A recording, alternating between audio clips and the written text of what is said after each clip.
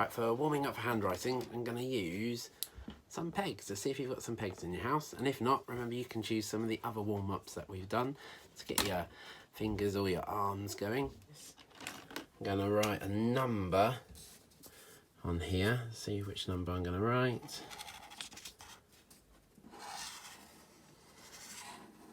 Which number's that?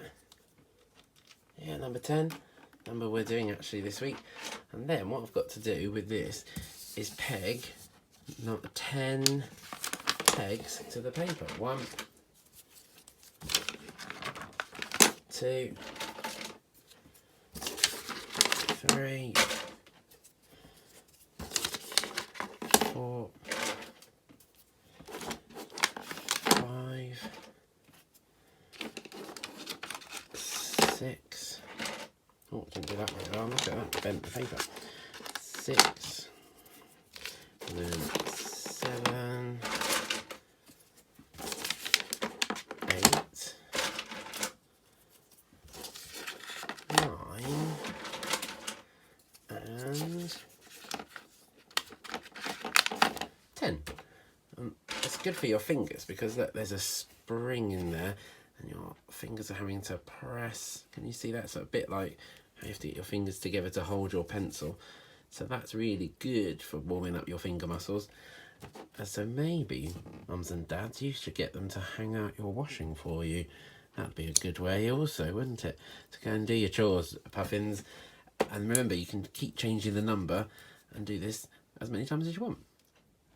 And then before we explore the letter R for the last time, let's have a look at our ladder revision and revise the letter T, the T.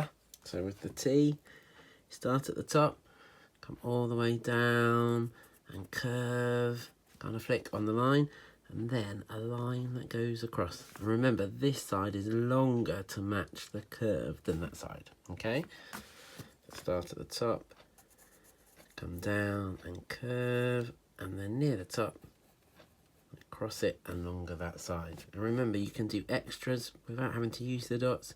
Start at the top, come down, curve, and then across. So have a go at those, and then we'll do the R. So stand up if you're ready. Now you shout down the TV or the computer to me how to do it, okay? So where do I start? What do I do next? Okay. And then what do I do?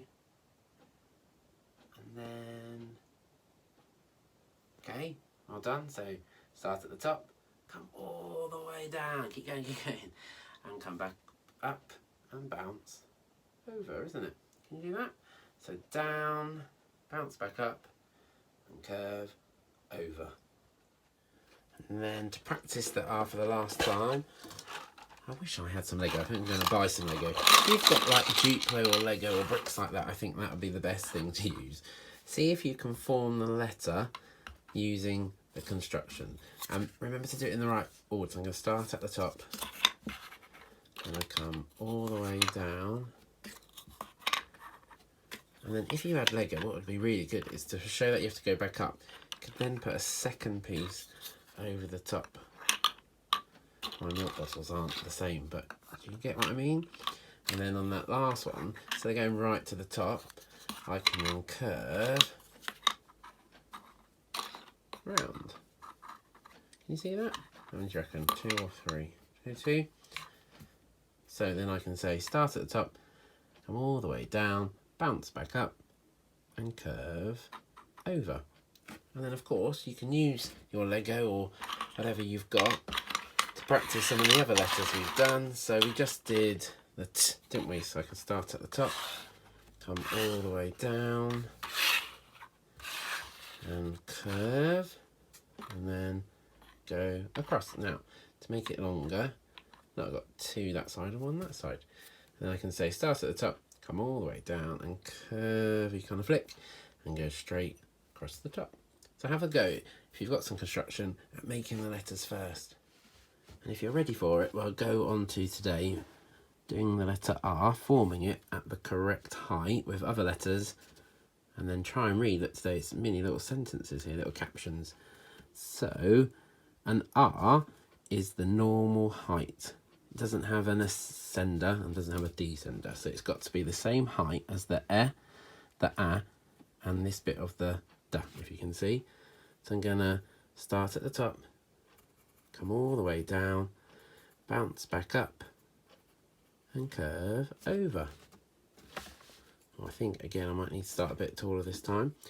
Start at the top, come all the way down, bounce back up, and curve over.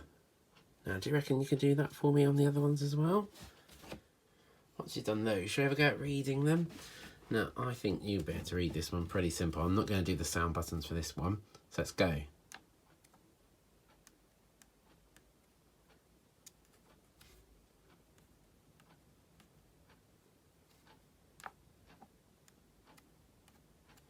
Now, I'm going to use the name of the letter for this one. So A, and D, red, G, rug. A red rug. Now on here, do you spot anything compared to what we just did? So if you spot something, maybe you don't need to sound it out if you know it's already there, okay? Because that's something we've got to learn and move on to, is reading words that we've already seen without having to sound them out. So look, so we can say a red, and then you've just got to work out this word, and it's long, so I'm going to cover this side up. Can you read that bit, please? And then that bit, and it says all together. Then read it back to me. A red, because I've got that. Rob. I know that says in. Robin. A red robin. We saw lots of those on Friday, didn't we? Now again, look. A. Do we need to worry that we don't know that? And the same with this one. Red. All the way through. So a red something. Now again, let's cover up that bit. Can you read the first bit? And then add that bit on the end. And then together. And then read it back to me. Did you get it? So we got a red, rock, rocket. And we have to know that it's almost like an I sound, doesn't it, really? A red rocket. All right, well done, Puffins.